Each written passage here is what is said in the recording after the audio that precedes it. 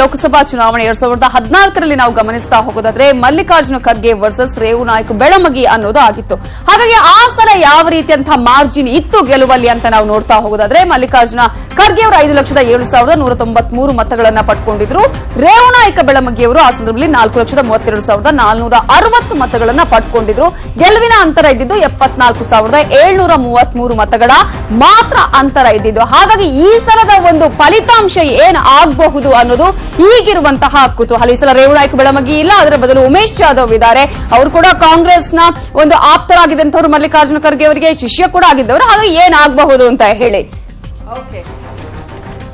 ನವಿತಾ, ಇಲ್ಲಿನ ಬಿಜೆಪಿ ಅಭ್ಯರ್ಥಿ ಉಮೇಶ್ ಜಾಧವ್ ಅವರು ನಮ್ಮ ಜೊತೆ ಫೋನ್ ಸಂಪರ್ಕದಲ್ಲಿದ್ದಾರೆ. ಸರ್ ನಮಸ್ಕಾರ.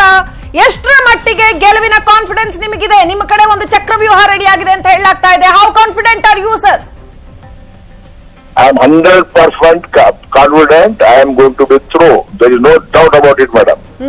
ಪ್ರಿಯಾಂಕಾ ಗಾಂಧಿ ಅವರು ಬರ್ತಾರೆ ಅಂತ ಹೇಳಲಾಗಿದೆ ಪ್ರಚಾರಕ್ಕೆ. ಖರ್ಗೆ ಅವರು ಎಲ್ಲಾ ಕಡೆಯಿಂದ ಸಪೋರ್ಟ್ ಗ್ಯಾದರ್ ಮಾಡ್ತಾ ಇದ್ದಾರೆ. ಸಣ್ಣ ಸಣ್ಣ ಪ್ರಿಯಾಂಕಾ ಗಾಂಧಿ ಅವರು ಕರೀತಾ ಇದ್ದಾರೆ. ಇವ್ರು ನಾಳೆ ಸಿದ್ದರಾಮಯ್ಯ ಅವರು ಬರ್ತಾ ಇದ್ದಾರೆ, ಸಿಎಂ ಇಬ್ರಾಹಿಂ ಅವರು ಬರ್ತಾ ಇದ್ದಾರೆ, ಶರಣಬಸಪ್ಪ ಕುಡಿಗೆ ಹೋಗ್ತಾ ಇದ್ದಾರೆ, ಖಾಜಾ ಬಂದಿನಾಜ್ ಹೋಗ್ತಾ ಇದ್ದಾರೆ, ಸಂಕಟ ಬಂದ್ರೆ ವೆಂಕಟರಾಮಣ್ಣ ಹೇಳ್ತಾ ಇದ್ದಾರೆ. ಓಕೆ, ಕೊನೆ ಕ್ಷಣದಲ್ಲಿ ಉಮೇಶ್ ಜಾಧವ್ ಅವರು ಬಿಜೆಪಿಗೆ ಜಾಯಿನ್ ಆಗಿದ್ದು, ಇಷ್ಟರವರೆಗೆ ಖರ್ಗೆ ಪಾಳಯದಲ್ಲಿ ಇದ್ದಿದ್ದು, ಎಲ್ಲ ಒಂದು ಕಡೆ ರಾಜಕೀಯವಾಗಿ ನಿಮ್ಗೆ ಇದನ್ನ ಡಿಫೆಂಡ್ ಮಾಡ್ಕೊಳ್ಳೋದಕ್ಕೆ ಕಷ್ಟ ಆಗೋದಿಲ್ವಾ?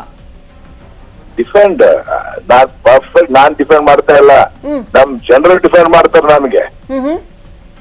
ನಾನ್ ಡಿಫೆಂಡ್ ಮಾಡೋದ್ ಬೇಕಾಗಿಲ್ಲ. ನನ್ನ ನಿರ್ಣಯ ನಮ್ಮ ಜನರು, ನಮ್ಮ ಮತದಾರರು ಡಿಫೆಂಡ್ ಮಾಡ್ಕೋತಾ ಇದ್ದಾರೆ. ಓಕೆ, ಖರ್ಗೆ ಅವ್ರನ್ನ ಸೋಲಿಸಲೇಬೇಕು ಅಂತ ಇಲ್ಲಿ ಪಣ ತೊಡಲಾಗಿದೆ ಅಂತ ಯಾವ ಕಾರಣಕ್ಕಾಗಿ ಅಂತ ಹೇಳ್ತೀನಿ ತಾವು? ಖರ್ಗೆ ಅವ್ರಿಗೆ ಸೋಲಿಸುವುದಲ್ಲ, ನಾವು ನರೇಂದ್ರ ಮೋದಿ ಅವರಿಗೆ ಪ್ರಧಾನಮಂತ್ರಿ ಮಾಡಬೇಕು. ನಾನು ಒಂದು ಅಭಿವೃದ್ಧಿ ಕೆಲಸಕ್ಕೆ ನಾನು ಕೈ ಜೋಡಿಸ್ಬೇಕಂತೇಳಿ ನಾವು ಯಾರೇ ಇರ್ಲಿ, ಉಭಯ ಕ್ಷೇತ್ರದ ಯಾರು ಖರ್ಗೆ ಇದ್ದಾರೆ. ಒಂದ್ ವೇಳೆ ಅವ್ರು ಬೇರೆ ಇದ್ರು ಬೇರೆ ನಾವು ಅವ್ರಿಗೂ ಅದೇ ಇದು ಮಾಡ್ತಾ ಇದ್ವಿ. ಅದೇನು ವಿಶೇಷ ಖರ್ಗೆ ಅವ್ರಿಗೆ ಸತ್ಯ ಅಂತಿಲ್ಲ. 11 ಸಾರಿ ಇಲ್ಲಿ ಚುನಾವಣೆ ಗೆದ್ದಿದ್ದಾರೆ, ಇನ್ನೂ ಒಂದ್ ಸಾರಿ ಆರಾಮಾಗಿ ಗೆಲ್ತಾರೆ.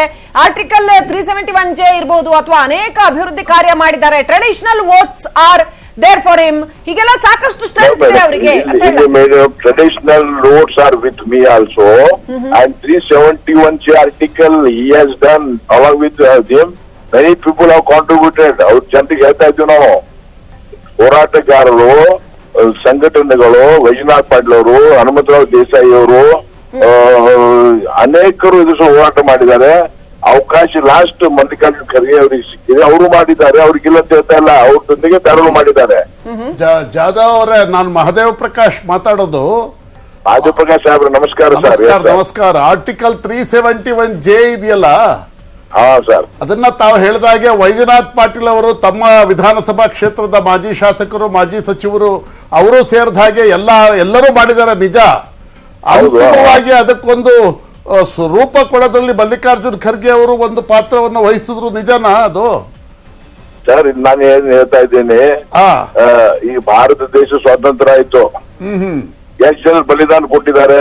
ಕರೆಕ್ಟ್, ಬಲಿದಾನ ಕೊಟ್ಟಿದ್ದಾರೆ. ಇವ್ರಿಗೆ ಅವಕಾಶ ಸಿಕ್ತು. ಅವ್ರ ಜಾಗದಲ್ಲಿ ನಾನು ಇದ್ರೆ, ಮಲ್ಲಿಕಾರ್ಜುನ್ ಖರ್ಗೆ ಅವ್ರ ಜಾಗದಲ್ಲಿ ನಾನು MP ಆಗಿದ್ರೆ ನಾನು ಅದು ಅವಕಾಶ ತಗೋತಿದ್ದೆ. ಓಕೆ, ಈಗ ನಿಮ್ಮ ಜೊತೆಗೆ ಡಾಕ್ಟರ್ ಮಾಲಕ್ ರೆಡ್ಡಿ, ನಿಮ್ಮ ಪ್ರೊಫೆಸರ್, ಅವರು ನಿಮ್ಮ ಪಕ್ಷಕ್ಕೆ ಬಂದಿದ್ದಾರೆ. ಅವರು ಬಂದಿರೋದ್ರಿಂದ ನಿಮ್ಗೆ ಎಷ್ಟರ ಮಟ್ಟಿಗೆ ಅದು ಸಹಾಯಕ ಆಗುತ್ತೆ? ನನಗೊಂದು ಮಾರಲ್ ಬೂಸ್ಟ್ ಸಿಕ್ಕಿದೆ. Is one of the state and the great personality ಮಾಲಕ್ ರೆಡ್ಡಿ ಅವರು. ಅವರು ನಮ್ಮ ಮೈ professor and my well-wisher. He is one of the noble person. ಮೊನ್ನೆ ಅಧಿವೇಶನದಾಗ ಹೊಸ bill about health private bill ಅದರಲ್ಲಿ ವಂಡರ್ಫುಲ್ ಮಾತಾಡಿದ್ದಾರೆ. He is a really great person. ಅವ್ರು ನಮ್ಮ ಜೊತೆ ಬಂದಿದ್ದಕ್ಕೆ ನಮಗೂ ಬಹಳ ದೊಡ್ಡ ಬೂಸ್ಟ್ ಸಿಕ್ಕಿದೆ ಸರ್. ಅಂದ್ರೆ ಜಾಧವ್ ಅವರೇ, ಟ್ರೆಡಿಷನಲಿ ಅಹಿಂದ ವೋಟ್ ಬ್ಯಾಂಕ್ ಇತ್ತಲ್ಲ, ಅಲ್ಪಸಂಖ್ಯಾತರು, ಹಿಂದುಳಿದವರು, ದಲಿತರು ಕಾಂಗ್ರೆಸ್ ಜೊತೆಯಲ್ಲಿ ದೊಡ್ಡ ಪ್ರಮಾಣದಲ್ಲಿದ್ರು. ಅದು ಈ ಬಾರಿ ವಿಭಜನೆ ಆಗುತ್ತೆ ಅಂತ ನಿಮಗೆ ಅನ್ಸುತ್ತಾ? ಸರ್, 100% ವಿಭಜನೆ ಆಗುತ್ತೆ. Malika Guttedar, Baburao Chinchansur, doctor Umesh Jadhav, any other minority leaders ನಮ್ ಜೊತೆ ಇದ್ದಾರೆ ಇವಾಗ.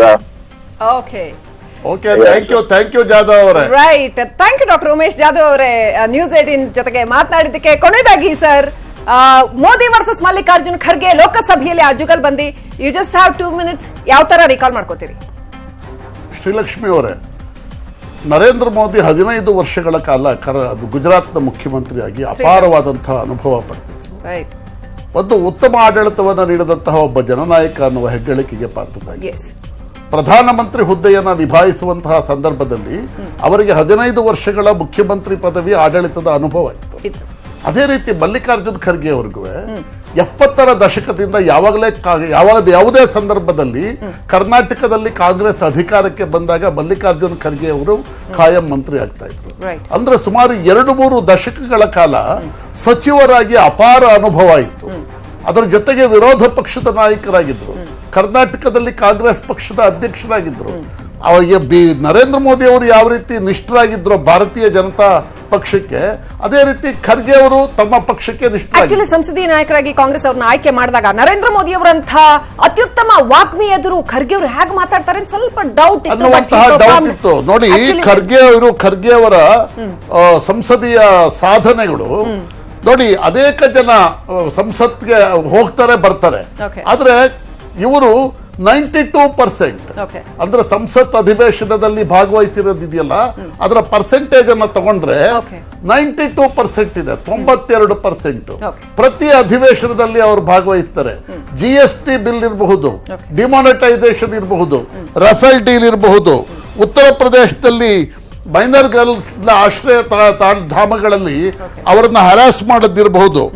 ಆಮೇಲೆ ಈ key witness in sexual abuse of minor girls in Muzaffar ಅವರ ಬಗ್ಗೆ ಇರಬಹುದು. ನೀವು ಯಾವ ಕೇಸ್ ತಗೊಳ್ಳಿ, ಎಲ್ಲದಕ್ಕೆ ಅಗತ್ಯವಾದ ಪೂರ್ವ ಸಿದ್ಧತೆಗಳನ್ನ ಮಾಡಿಕೊಂಡು ಸದನಕ್ಕೆ ಬಂದು ತಮ್ಮ ವಾದವನ್ನ ಸ್ಪಷ್ಟವಾಗಿ ಖಚಿತ ಮಾತುಗಳನ್ನ ಮಂಡಿಸ್ತಾ ಇದ್ರು. Yes, thank you sir. ಸಾಕಷ್ಟು ಕುತೂಹಲಕಾರಿಯಾಗಿದೆ. ಕಾದು ನೋಡೋಣ. ನೀವು ಮತ್ತೆ ಬಹುಶಃ ಈ ವಿಷಯ ಚರ್ಚೆ ಮಾಡಬೇಕಾಗಬಹುದು ರಿಸಲ್ಟ್ ಡೇ ಅಂತ ಅನ್ಸುತ್ತೆ. Thanks a lot. ಹಾಗೆಯೇ Navita Jain, thanks to you too. ಒಟ್ಟಾರೆಯಾಗಿ ನಾವು ನೋಡ್ತಾ ಇರ್ತಕ್ಕಂಥದ್ದು ನರೇಂದ್ರ ಮೋದಿ ವರ್ಸಸ್ ಮಲ್ಲಿಕಾರ್ಜುನ ಖರ್ಗೆ ಕೇವಲ ಲೋಕಸಭೆಯಲ್ಲಿ ಮಾತ್ರ ಅಲ್ಲ, ಇದೀಗ ಲೋಕಸಭಾ ಚುನಾವಣೆಯ ಆಕಾರದಲ್ಲಿ ಕಲಬುರಗಿಯಲ್ಲಿ ಅಂತ ಹೇಳುವಂತದ್ದು. ಲೋಕಸಭೆಯಲ್ಲಿ ಅತ್ಯಂತ ಸಮರ್ಥವಾಗಿ ನರೇಂದ್ರ ಮೋದಿ ಅವರನ್ನ ಎದುರಿಸಿದಂತಹ ಖರ್ಗೆ ಅವರಿಗೆ ಈ ಲೋಕಸಭಾ ಚುನಾವಣಾ ಆಕಾರದಲ್ಲಿ ಸಾಧ್ಯ ಆಗತ್ತಾ ಬಿಜೆಪಿ ಅಭ್ಯರ್ಥಿಯನ್ನ ಎದುರಿಸೋದು? ಚಕ್ರವ್ಯೂಹ ಆಲ್ರೆಡಿ ರೆಡಿ ಆಗಿದೆ. ಸೊ ಕಾದ್ ನೋಡೋಣ ಏನಾಗತ್ತೆ ಅಂತ. ಅತ್ಯಂತ ಕುತೂಹಲ ಇಡೀ ದೇಶಾದ್ಯಂತ ಕೇಳಿಸಿರ್ತಕ್ಕಂಥ ಚುನಾವಣೆ. ಇದರೊಂದಿಗೆ ಕಾರ್ಯಕ್ರಮವನ್ನು ಮುಗಿಸ್ತಾ ಇದೀವಿ. ನೋಡ್ತಾ ಇರಿ News 18 ಕನ್ನಡ. ಜಾಲ ನಮ್ಮದು, ಬಲ ನಿಮ್ಮದು.